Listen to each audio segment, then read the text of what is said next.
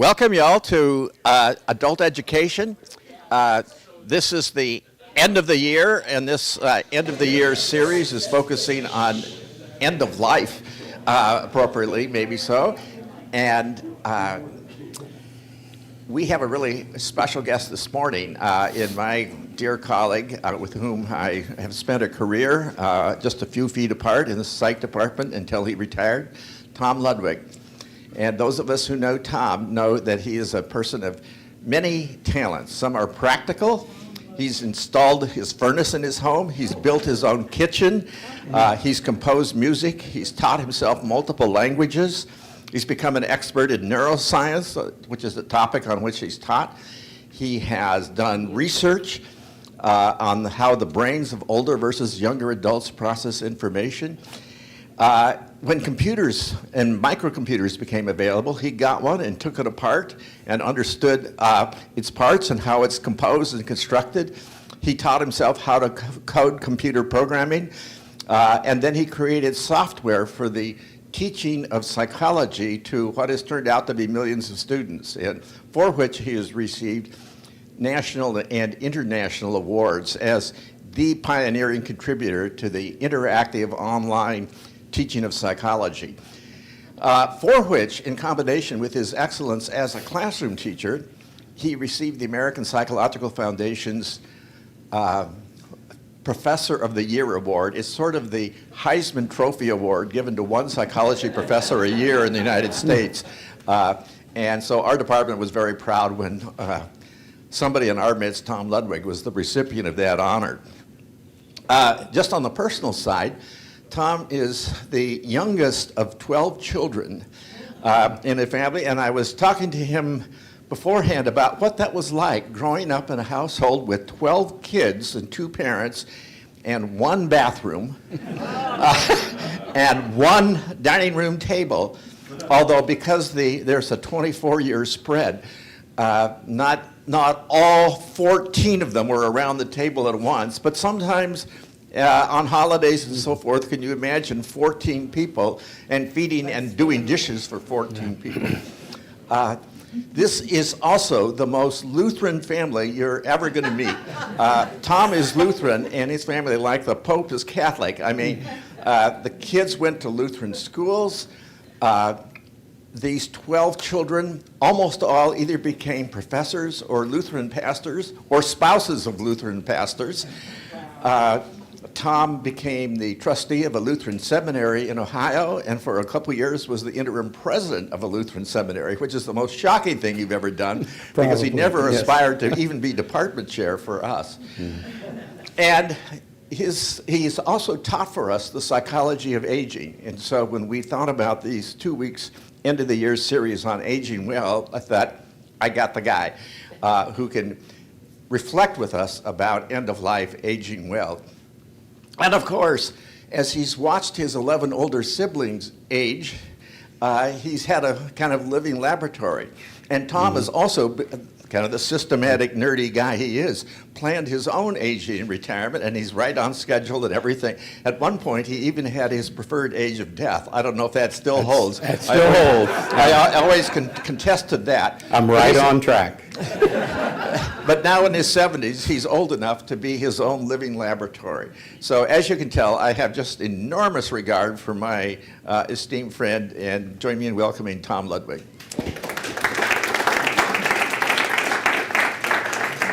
Thank you, David, for that kind introduction. If you read the blurb about this session, I decided, I have a lot of material that I could share with you about this topic, but I decided to focus on the specific joys and challenges of late adulthood and how that applies to our lives and our planning as we go through our lives, and then what partial control we have over the factors that could affect the trajectory of our lives as we move through the decades of aging, and with the goal then to maximize human flourishing. That's the idea. Not everything is under our control, right? We're still living in a sinful world with God's providence guiding us. but some of the aspects of our lives that affect our aging are under our control, and that's what I want to focus on mostly today. Now, there's a contemporary German proverb that can be translated something like this: to be old is not an art, but getting there is. And this is based on a quote from Goethe back in the 1700s. Goethe was a little more pessimistic about old age, and so the actual quote from him is more like, there's no art in being old. The art is in enduring aging. So he said this when he was about 80, and he had already experienced some of the negative aspects of aging. Okay, some of you were here a year ago when I did 3 sessions on artificial intelligence, and perhaps you thought that I did talk about the fact that I've had a lifelong fascination with artificial intelligence that began when I was 20 years old. But I also have a lifelong fascination with the process of aging that began even earlier. When I was born, my father was 51 and my mother was 45. When I turned 14, a couple weeks later, my father retired at age 65. And so I spent the formative high school years in the home of a retired couple. And so I got a firsthand look at the joys and challenges, and it affected the rest of my life. And so when I chose a career, this is a long story, but I was first intending to be a Lutheran pastor, as most of my brothers did, and then get a PhD in Hebrew or ancient languages connected to the Bible. And my goal was to spend my career in the basement of the Smithsonian or some other institution with dusty manuscripts. That was my career goal when I started college. But that path was blocked for a particular reason that I'm not going to go into now. And so I wound up going into psychology and gerontology, and my choice of Plan B, which has worked out really well for me in my life, was, I think, influenced strongly by my experience of growing up in the home of a retired couple. But as Dave mentioned, I'm the youngest of 12. I have 11 older siblings. And by the way, that's me in the bottom on the left. And so as I was growing up, I had the distinct benefit of watching my 11 older siblings move through the decades of life, and I amazingly was able to learn from their mistakes and from their successes. And some of my siblings, this is the last photo we had taken where all 12 of us were still alive. 2 of my brothers died the next year. The idea of watching the struggles and the challenges as they moved into their own late adulthood, watching the things that they did, which I would call aging wisely. They made good decisions in some respects, and then a few unfortunate decisions, which I think contributed to some unhappiness and maybe the opposite of successful aging for a couple of my siblings. So I'm on a trajectory which has been shaped by my parents and my older siblings, and by studying and teaching about gerontology since I was 26. I've made hundreds and hundreds of presentations on this, many in the West Michigan area. And when I was in my 20s, I didn't have much credibility. I knew a lot about aging, but people looked at me and thought, this young kid, what could he possibly know about aging? So one beneficial aspect of growing older for me is, as my hair turned gray and I lost a lot of it, people started taking me more seriously. It's not that I know more now than I did then, but I look like I know more than I did. Okay. So last Sunday I was in Rome, but you were talking about John Timmerman's essay, I believe. And that essay brings up the fact that aging is a paradox, There are many paradoxical aspects of aging. When we think about the losses, because we need to keep this in balance. As we age, there are some benefits and there are some losses. And as we face those losses, and sometimes they're significant, sometimes they're associated with physical pain and disability, I keep waiting for the shoe to drop because I've experienced remarkably little pain in my life compared to my older siblings and my parents. And so I wonder if it's coming and it's going to hit me at some point, or will I just die before I have to experience those kinds of negative aspects? We'll see. But to go through those things, and you all know people who are experiencing significant losses, including chronic pain that is almost unbearable. And yet, some of these people can claim all is well. They might even report their health as good, even in the face of those losses and disabilities. And some of them can even say, I thank you, God, for this most amazing day. Now, from one perspective, that represents successful aging, right? To reach the end of a long life with its benefits and its losses, and still be able to say, I thank you, God, for this day. It's an amazing day. My life is amazing in spite of all the things that have gone wrong. I really wouldn't change much about it, because each one of those negative things that's happened to you, each one of those losses has contributed to making you the person you are right now. So if you like yourself, if you're happy with the way your life has unfolded and the way God has blessed you, then you can take those losses along with the benefits and still maintain your equilibrium. One of the things that's puzzled me throughout my entire career is every time there's a new social survey about life satisfaction, and Dave has done a lot of work in this area. When we look at life satisfaction across the decades, consistently we find that on average, older adults are reporting high, perhaps the highest life satisfaction of any of the decades. How is this possible? It's a paradox, because when young people look at us, they think, oh boy, when I was in high school, there was a song that said, I hope I die before I get old, right? Maybe you remember that song. Okay, if you had died before you got old, you would miss out on a lot.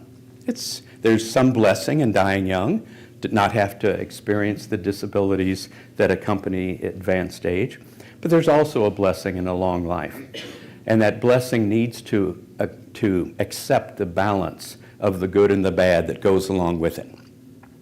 So as you look around, your siblings, perhaps, your parents, your friends, you probably see some people that you would describe as aging well.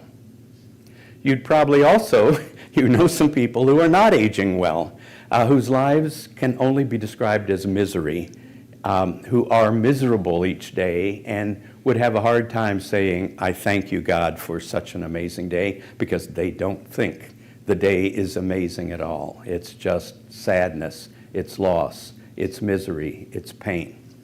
Well, the point I want to make is each of us is on a different trajectory. We're going through life in a slightly different direction. It's like fireworks, right? The firework explodes, but the individual pieces don't all go to the same place. They spread out.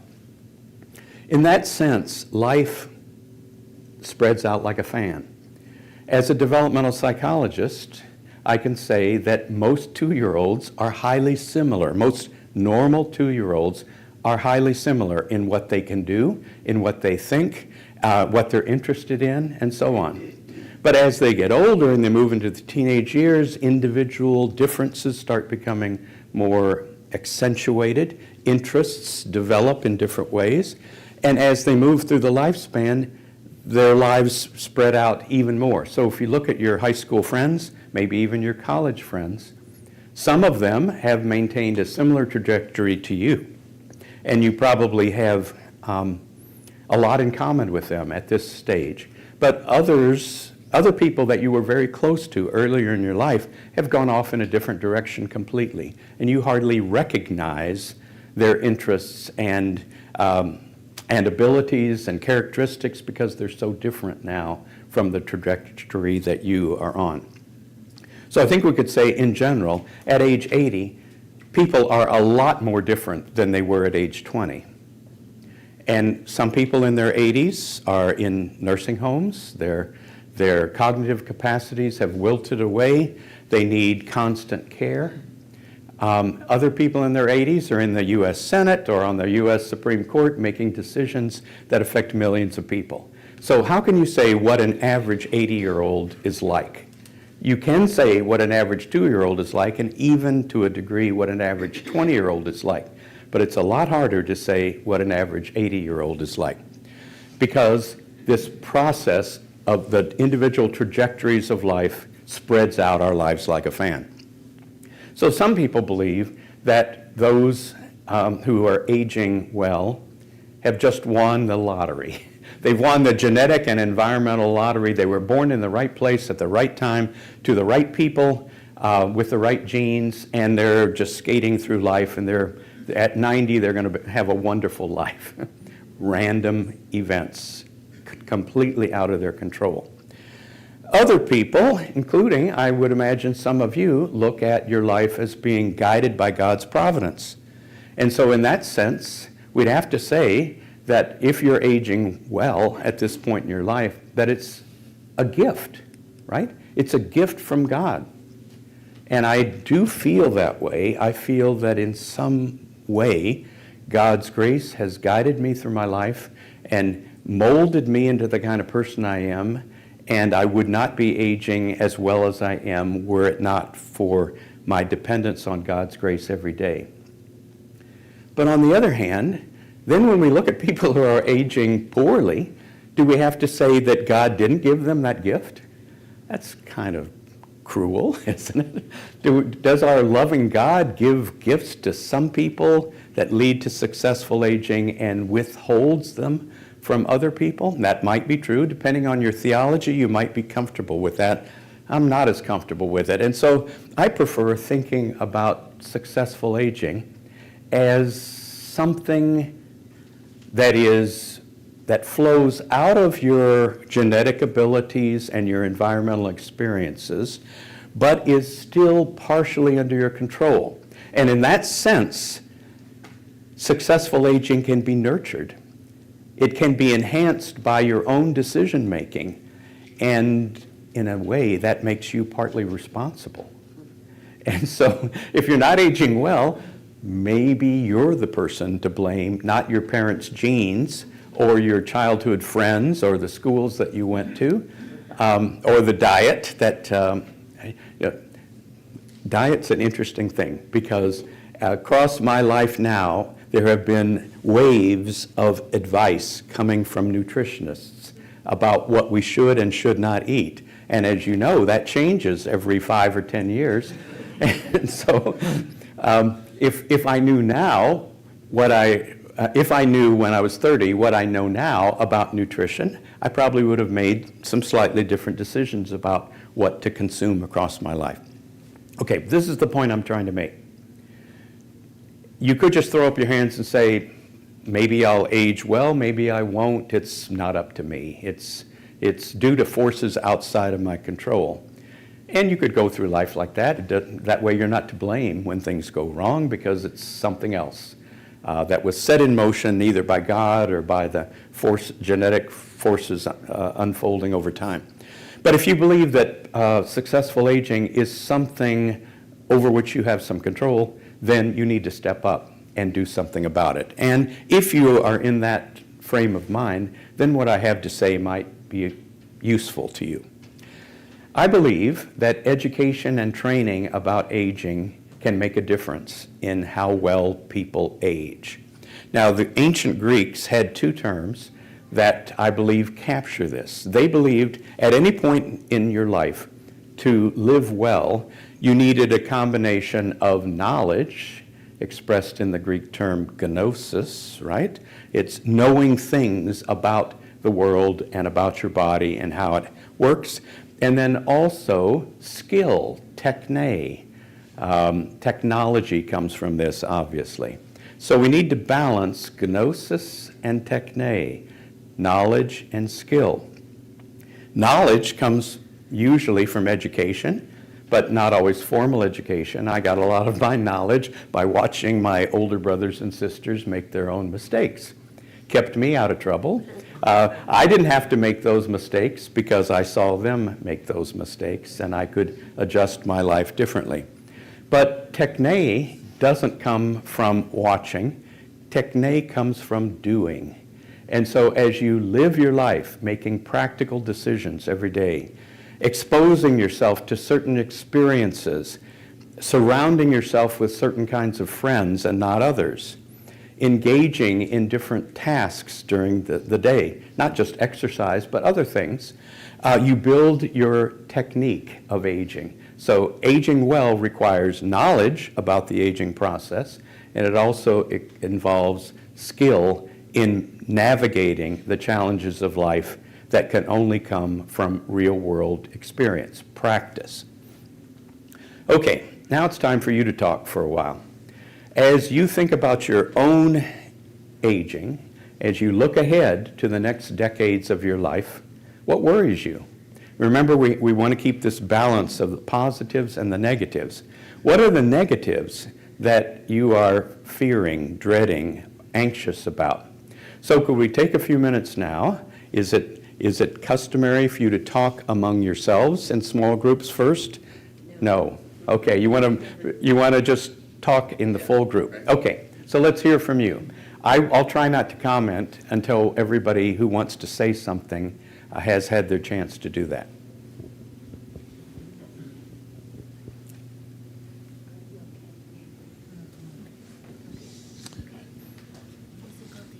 You make any announcement? Remember that we are live streaming and recording. So be careful what you say.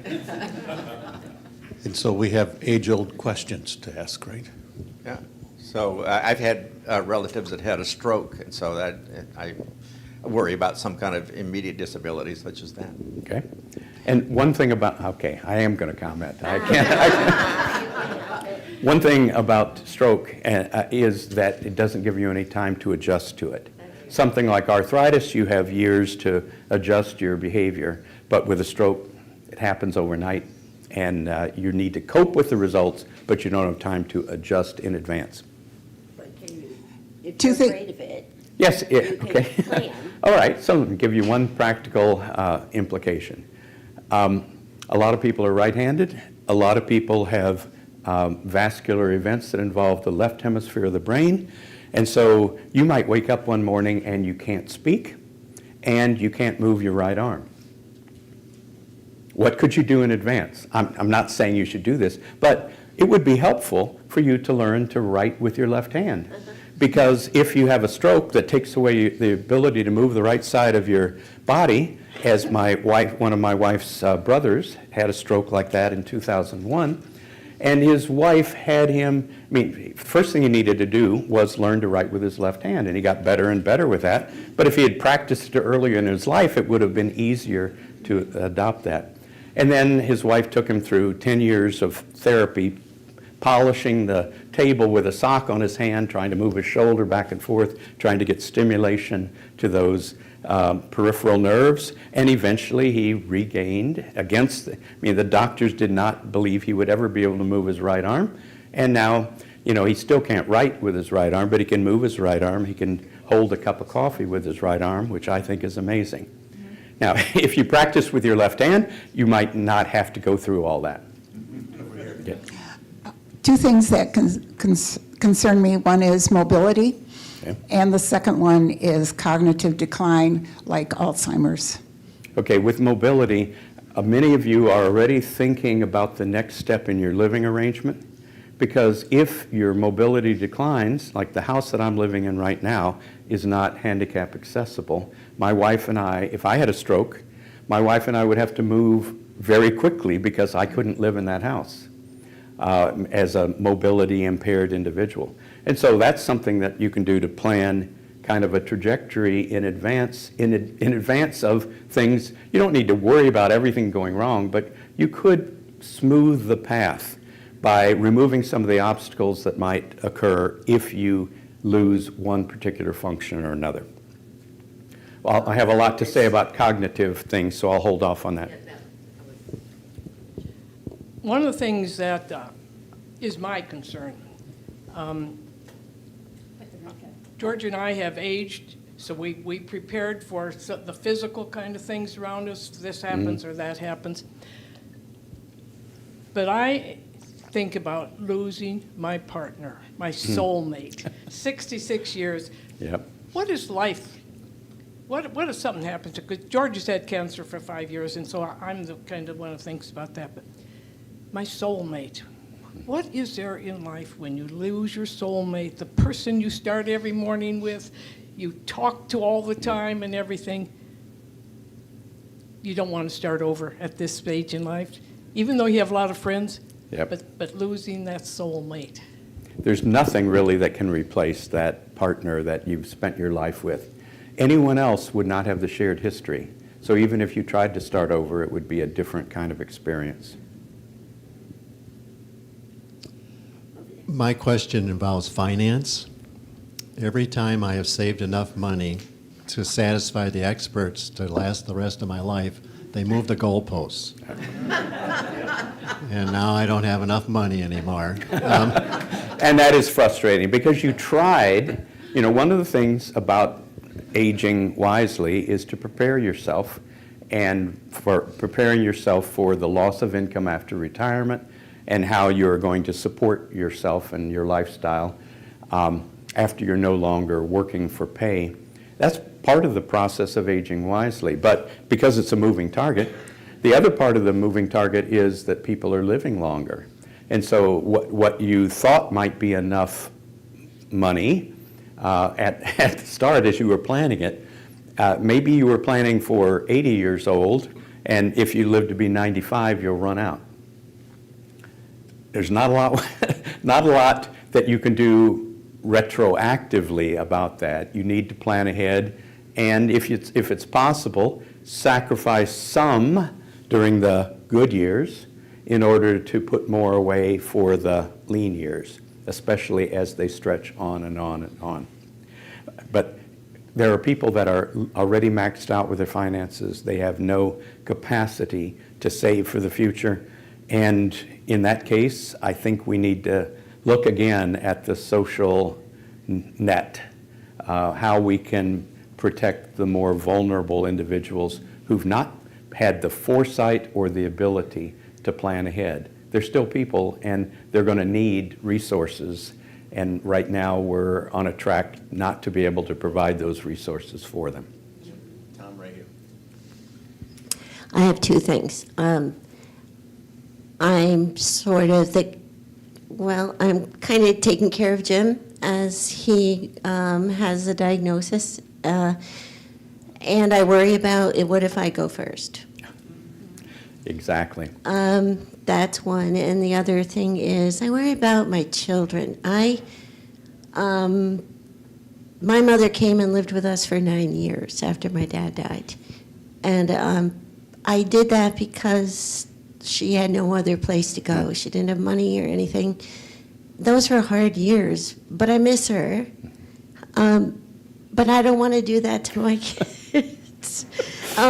In a way I do, you know, so it's like, what do you expect from your kids? What should I plan for? Should I just say, we're just going to go to a nursing home and you don't have to, bother with us, or, it's just all sort of out there nebulously waiting for a decision. Okay. And the problem with that is, remember, we're all aging in a different trajectory. So the two things here are most couples are aging on a different physical trajectory, which means that in most couples, we're going to have one person, if they live a long time together, one of them is going to wind up being the caregiver for the other one. And that's not always predictable in advance. What if the healthy one suddenly has a stroke and can't take care of the other one? That creates all kinds of problems. But the business about children, it's also an individual family situation, because there are some families in which the parents and the children get along really well, and an intergenerational household would be rewarding for everyone involved. There are other family situations where it just would not work, where it would create misery for everybody involved. And so there are no general statements that we can make about whether parents should live with their kids. But I can say this to you, that if you think that you don't want to live with your kids, then it's up to you to prepare your finances and your living arrangements so that you don't have to. Because otherwise, your kids will be making decisions on the basis of what they think is the best for you, regardless of what would be your preference. Yes. So if you don't want your kids to make those decisions, you need to make them yourself. This is not so much a worry as a challenge. I'm recently retired, and I had many, many years of work that gave me a sense of meaning and purpose. And now in retirement, the challenge is to find something to replace that. That is a significant issue. So I've just been in Europe for 3 weeks, and I was reminded again of how much shorter hours most Europeans work compared to Americans. Americans work more hours per week in general in most jobs, and studies show that Americans have more of their personal identity and self-worth tied up in their careers than most Europeans have more of a work-life balance. And as a result, retirement doesn't seem to hit them as hard as it hits Americans in terms of this loss of identity, this loss of meaning and purpose. And so my advice to people who are approaching retirement is think about whether you want a sudden retirement or a modulated retirement. And for many people, it works better. I had a sudden retirement because I thought that would work better for me.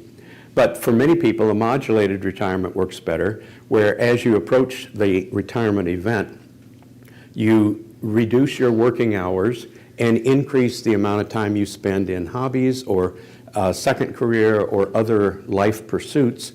And then as you make the retirement event and progress beyond it, you continue to have a finger or a toe in your former occupation or whatever, working part-time or consulting or something, to keep that going as you build up the other aspect of your life, so that it's a smooth flow from your identity being tied up mostly in who you were as a career person to your identity being tied up in family, in your hobbies, in gardening, in volunteering with other people. There are lots of ways that people can find meaning and purpose in life, and they don't all involve getting paid to do it.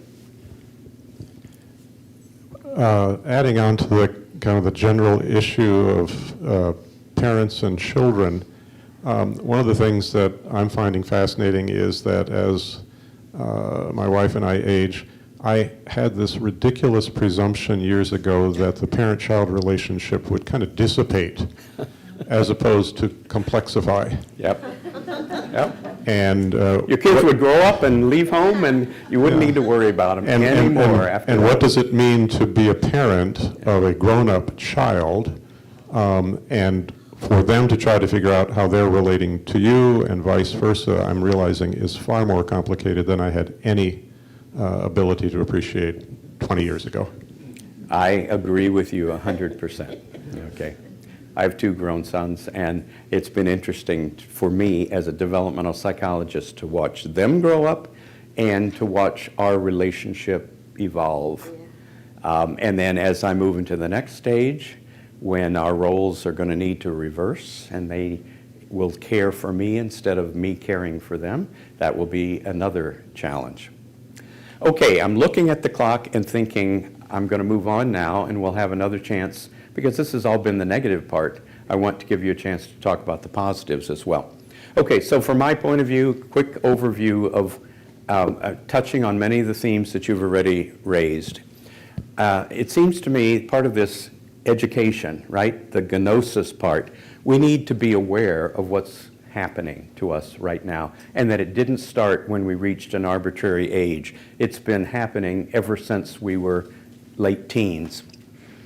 These changes are occurring in our body, in the way the body looks, the way the body functions, and I think as part of, it's really helpful to keep in mind the difference between primary aging and secondary aging. Because primary aging, gerontologists refer to this as the intrinsic changes that occur with increased chronological age in everybody. They're inevitable, they're apparently built into our DNA. We're not going to escape them unless we have some way of changing our genetic makeup, which might be possible in the future. But for right now, we're stuck with this senescence pattern, primary aging, that affects all the organs of our bodies and starts with the cells. It's the cells age, and that aging process flows through the rest of our body and makes these changes inevitable. But notice the changes themselves are inevitable, but not the rate at which they occur.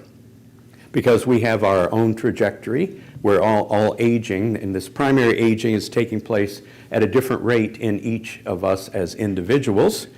But what matters is that we distinguish that from what we call secondary aging. That would be disease and damage that are not inevitable. These things are more likely as we age because of the accumulated years and our environmental experiences that go along with the passage of decades, but they're not part of the aging process itself. We have no control over primary aging unless scientists are able to alter the genetic code. We do have some control over secondary aging. And so let me just give you a quick example. There are primary aging changes in the skin that everybody experiences. The connective tissue of the skin changes such that it begins to sag and then form wrinkles, and it thins. Can't avoid that. If you want to avoid it, you need to die young. That's the only alternative. But the rate at which those changes occur, especially the wrinkling part of it, is affected by sunlight exposure, right? And cigarette smoking. And so if you want to have your skin look old early, spend a lot of time in the sun and smoke cigarettes, and you're guaranteed that the primary aging process is going to be overlaid with the secondary aging process, resulting in old-looking skin at a young age. Does that make sense? So to some degree, we can't change the fact that our skin is going to age as a result of primary aging, but we can change the rate at which this occurs because of the add-on effect of secondary aging. Okay, as we age, there are changes in the way we relate to the environment. Someone mentioned mobility issues. The way our bodies move is the primary age changes affect the way we walk and the way we move our bodies and the amount of pain and the amount of noise that we make as we stretch and so on. A lot of you are concerned about the changes affecting driving. Right now I've got cataracts that are growing. They're not ready to be extracted yet, but it's already affecting my night driving because I'm getting a lot of glare that I didn't have 10 or 15 years ago. And movement, arthritis and movement disorders of the hands and arms and feet also affect your ability to drive.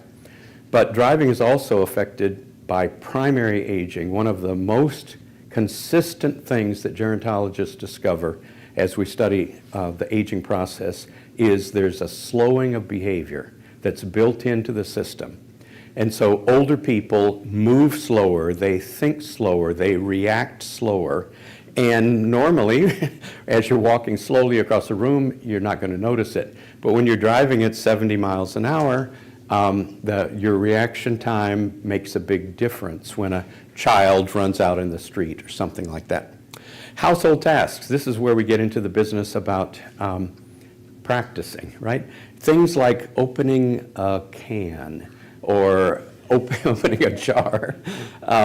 My wife has trouble opening the top of a water bottle or anything like that. And so there are things you can do to compensate for that. There are tools you can use, but this requires some advanced planning and some practice to be able to do things differently as you age, rather than believing that you're going to be able to do things just the way you did when you were 40.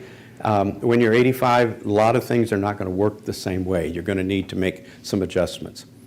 Aging also brings changes in our relationship to other people, in part because of some difficulties in vision and hearing, which make it more difficult to engage in social activities for people, but there are other things as well. Some people are intimidated.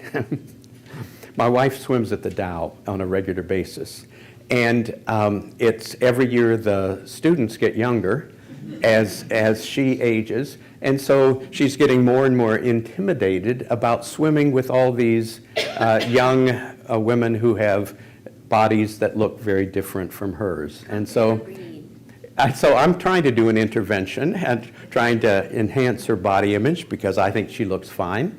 But it is something, it's changed the way she feels as she goes into the Dow Center locker room as a result of her own aging process. And aging also changes the way we think about ourselves. You mentioned self-identity coming from work. That's just one aspect. All you need to do is look in the mirror and realize that you're not 17 anymore. And so the way that you related to yourself when you were younger, the way you thought about yourself, your abilities and your future, and the impact that you possibly could have on the world changes as we age. To age wisely, you need to accept these changes and adjust to them and compensate for them if you can. Okay, back to relating to other people. As I said, a big part of relating to other people is knowing what they're saying and having them be able to understand what you're saying, communicating, relating to other people, and the changes that occur in your eyes, primarily in the structure of the lens, but also there are genetic factors at play here. So the changes in the lens are part of primary aging. Everybody experiences them. If we all lived to 115, we'd all need to have our cataracts removed, period. It just would happen. But my family has a family history of glaucoma and macular degeneration.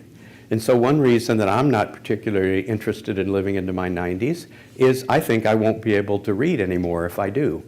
And so since reading is a big part of my life and my identity, the idea of not being able to read, which would be fine for other people, they could adjust to it more easily, I think that's going to be hard for me. And it diminishes my interest in living a long life. If I had different genes, I might be more interested in reaching the age of 90.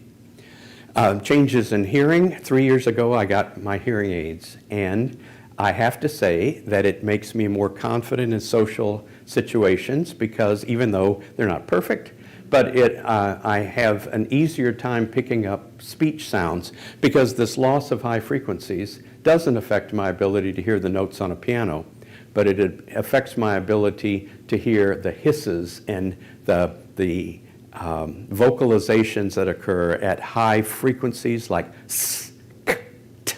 Those sorts of things that are crucial for interpreting what my wife is saying are lost to me. And so with hearing aids, that improves the situation a bit. This is what I would consider to be one of the aspects of aging wisely, is to compensate where possible for the changes that you perceive as negative. My hearing loss is a negative thing, in part brought about by spending so many years playing in a rock band when I was in high school and college. I didn't know what damage that it was doing to my ears then. I know now. I would have lived my life a little differently if I knew then what I know now, but it's water under the bridge, right? And so now we're left with the consequences of those earlier poor decisions, but we still can make adjustments at this stage in our life to compensate for some of the losses. Now, I live by my brain, right? And so the cognitive changes are the ones that really worry me, that really matter to me. If I lose the ability, if I need to spend the rest of my life in a wheelchair, wouldn't bother me at all. But if I couldn't think the way I think now, it would bother me a lot. At least if I went far enough down the track of dementia, it probably wouldn't bother me at all. But the early stages of dementia would really worry me. And so as psychologists study the aging process, one clear change that occurs in the thinking process is it gets slower. And so I don't know if you watch Jeopardy or any of those shows where there are buzzers that your reaction time is crucial for doing well in the game. Older people are at a disadvantage because they can't press the button as fast. They can't press the brake as fast when an obstacle occurs, but they also can't react like that. The good part of aging, though, is if you give older people enough time to respond, their solutions usually, on average, are more practical than the solutions that fast-thinking young adults come up with. And that's partly the result of this accumulated knowledge over years, experience with life. Older people are better able to anticipate the problems with one path or another path. Younger people just take the path because it seems like it would work, and they're not able to think through the consequences the way an older person can who's lived a long life and made a lot of mistakes. Making mistakes is actually good for you if you benefit from it, if you learn from it. A lot of people are concerned about memory, and as a gerontologist, I've heard so many stories from people who said, my short-term memory is just a problem. I'm losing my short-term memory. Gerontologists would say that's not exactly right, because passive short-term memory only lasts about 20 or 30 seconds. And the studies on that suggest that 80-year-olds are, on average, still pretty good at short-term memory.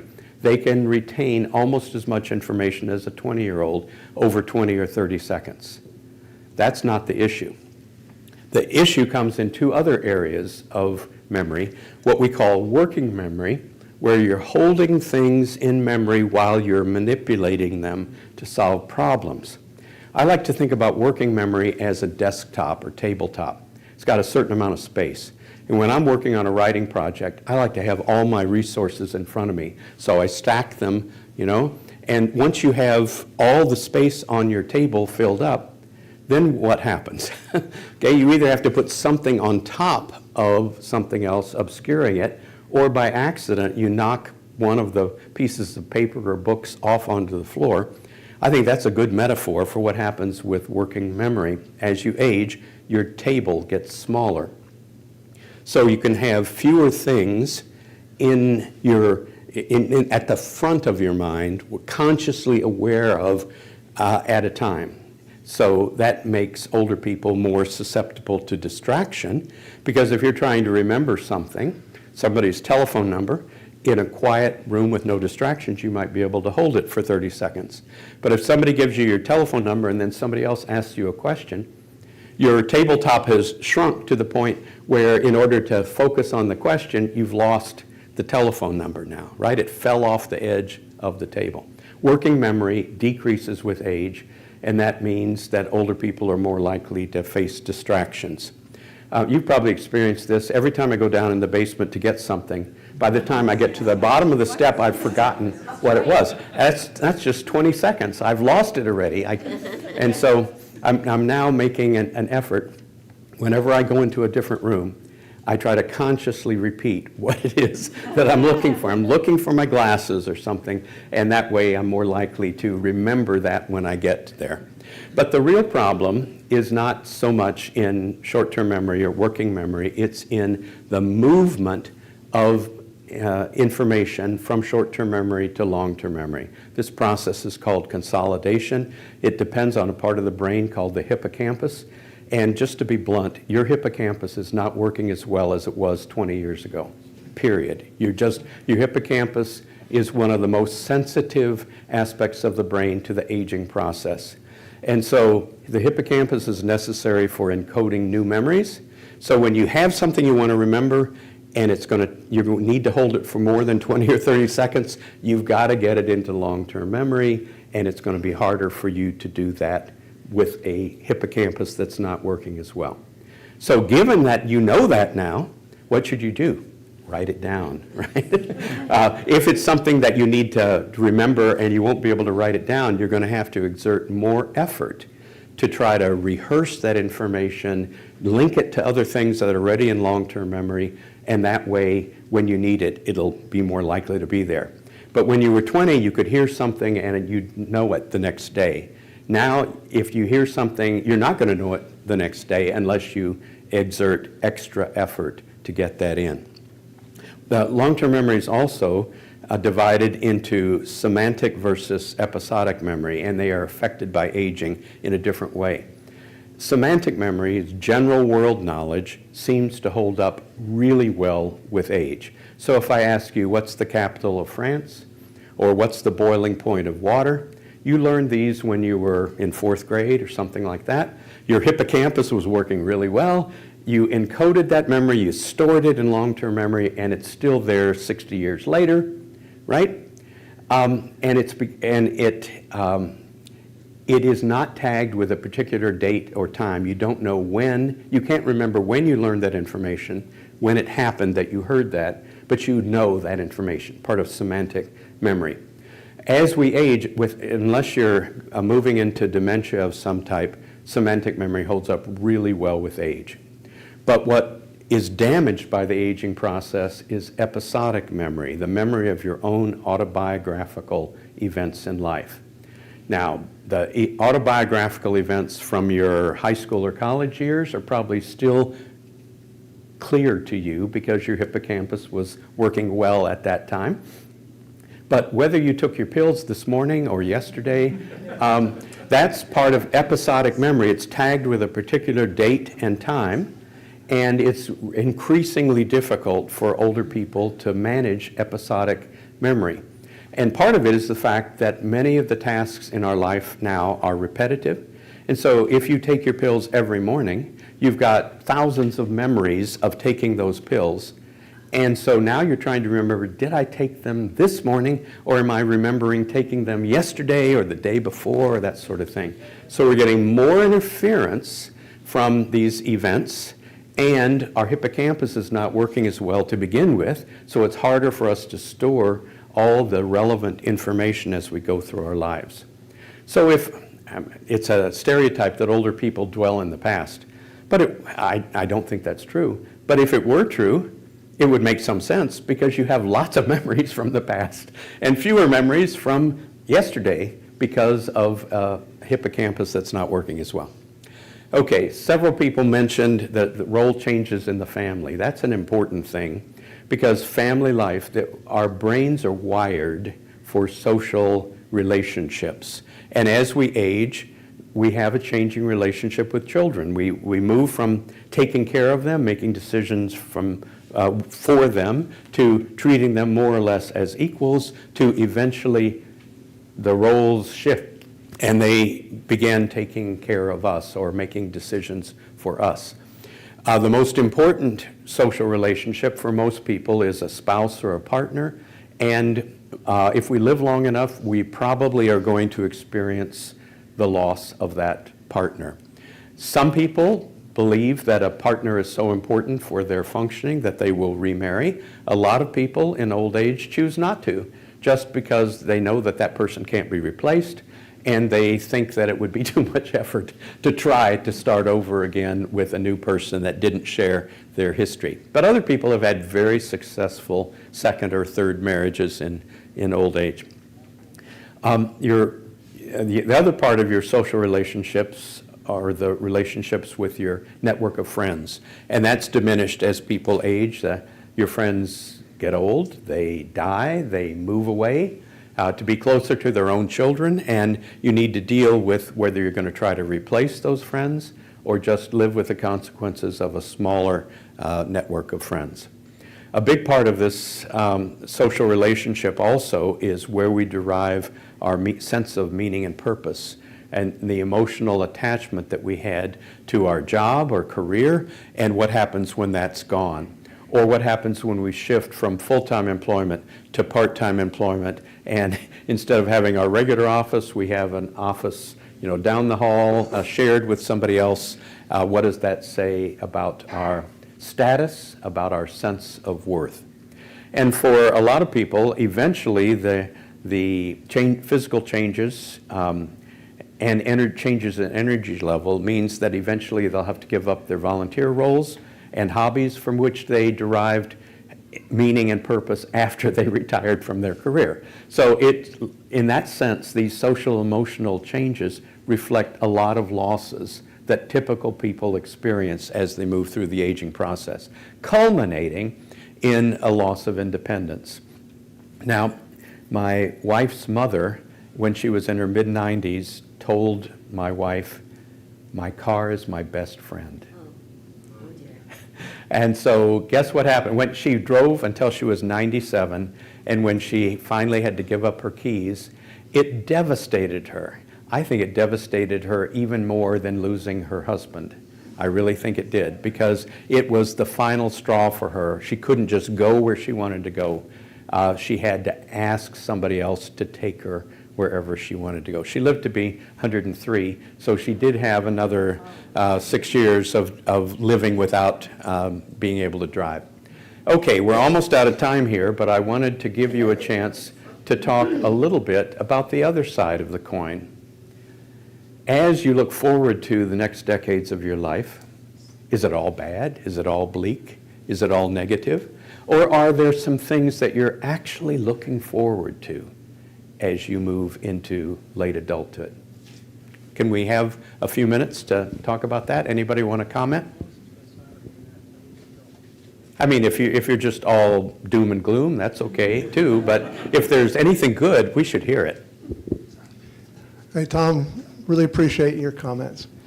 As you know, I'm working at the Van Raalte Institute, where I have 2 colleagues who are in their 90s, 3 more well in their 80s. I'm the junior member of the crowd. Enjoy it while it lasts. I am absolutely convinced that the camaraderie that we have, the interactions on a regular basis that we share together, has not just prolonged our lives, but prolonged our cognitive capacities, our ability to work together. I have tried for years now to persuade the college that this is something that should be available for everybody, not just those who are interested in Dutch history, and that there should be a place where, as you suggest, people can sort of ease out of the role of being professors, because it's a traumatic drop-off when that happens. And so I think one of the great joys of aging for me has been to be able to maintain this community. It's not a large one, but it has some very basic needs. It's the Maslow of academics is you have to have a computer, you have to be able to have a parking space that may have a handicapped capacity. It's a different set perhaps, but I am convinced that one of the joys of aging that I've experienced has been to be part of this community, and I wish it for others as well. That's good. And it probably wouldn't have been possible for you at age 50 because of the other things that were going on in your life at the time. I've found that I've done more traveling. I've got a girlfriend, and I have a motorhome, and we go off for, a month to 6 weeks at a time, and that's been a lot of fun. The other thing, I've gone over to the workshop at Evergreen Commons, and there I find it's lovely because people are willing to help you.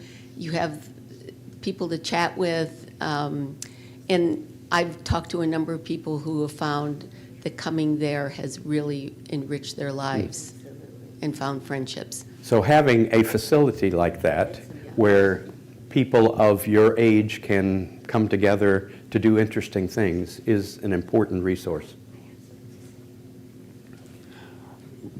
I'm sorry. I just wanted to say, tell your wife that everybody at Evergreen Commons in the locker room, they don't care because we're all All old. right, maybe it's time for her to shift from the Dow Center, comparing herself to 18-year-olds to Evergreen Commons. No, I would say similar to Don. I had some apprehension about moving back to Holland for any number of reasons that are rational and irrational. But one of the delightful discoveries for me has been my involvement in HASP, where, the age I am, I'm still able to learn things that I find absolutely fascinating, one of which was AI. Yeah. So in any event, that's been very, very helpful and meaningful. And it's important to keep exercising your hippocampus. It's important to keep exercising cognitive abilities, or that you will lose them faster. Go ahead. Oh, I have to be the mean person who says we have to stop. Okay. Well, we've covered a lot of ground We already have. today. Thank you very, very much. Okay. I can tell you, Tom, I came in recently into Circle 4 here, Women's Bible Study, and I'm setting up, getting ready, and a younger person walked in the room and said, "What is that screech? What is..." I'm like, "What noise?" I don't hear anything. She's like, "It's awful, it's terrible in here." I'm like, "I don't hear it." It's the high frequency loss. Yes. That's a beneficial change, right? We're not annoyed by those noises anymore. But I had a hard time trying to figure out what the problem was because I couldn't hear it. Yeah. Definitely happens. Yeah, thank you very much. You're welcome. This is indeed our last session of this program year. And I want to mention that Judy Vanderwilt put together this updated bibliography, which is available on the table in the back, and also the article that Judy Parr read to us and we had reflected on last week. There's some more copies back there too if you're interested. But I would like to take a few minutes here. And the people who are ready to set up for Pizza Sunday are wishing I would do this quickly. But I want to take time to thank all the people who help make this possible every week. The Adult Education Ministry team are wonderful people that I get the privilege of working with. And that's Stephanie Duskett, Bob Lydens, David Myers, Steve Norden, Judy Parr, who every week looks at the computer, helps with the camera, and is also our secretary who makes all the minutes and the schedules, etc. for us. Elizabeth Vanderlei, Judy Vanderwilt, and Pastor Gordon is our staff liaison. They're wonderful people to work with. That's the Adult Education Ministry. Our AV team, David Olgers, you've seen week after week, and also Ken Chamberlain, who's here this week as well. And Tim Van Bruggen has stepped into a role with them that has been very helpful over the past few weeks. So we are very appreciative for them as well, who help make all of this happen, and the live stream, and the recording every week. So we're very thankful. And we're also thankful for all the mic runners. David Alexander has done a lot of that, Larry Schuyler. But some of you, David, Blau stepped up this week. So some of you, as you've walked in, have had me come up to you and say, "Would you be willing to be a mic runner this week?" And undoubtedly, every time you say yes, and I'm so thankful that you're willing and helpful to do that. Bruce Tenhaken, who just walked in the door and would like me to really stop, but he sets all of this up week after week for us as well. So he's our good setup guy. The office staff, when I run in and say, "We need 10 more copies. Can you make 10 more copies really quick? I've got to have 10 more copies." They hop up and they make more copies for us quickly, so we are thankful for them. And I want to thank you, because you're the people who show up every week after week, and ask very intriguing questions, share heartfelt stories that is just really a meaningful and rich experience for all of us. So thank you for coming too. And now, before I say that it's Pizza Sunday, I want to remind you that on June 22nd is the General Synod Review. And once again, if you'd like to see the workbook, it's rca.org/synod/workbook. And you can take a look at everything there that's going to be happening at General Synod. Can we also say thank you to you, Jane? Yeah, Jane. Thanks, Bob. Thank you. Thank you. And yes, it is Pizza Sunday, so as you know, that means we need 3 rows with 5 tables each and 8 chairs around each table. And if you could do that real quick, that would be a wonderful thing. Thank you. Thank you.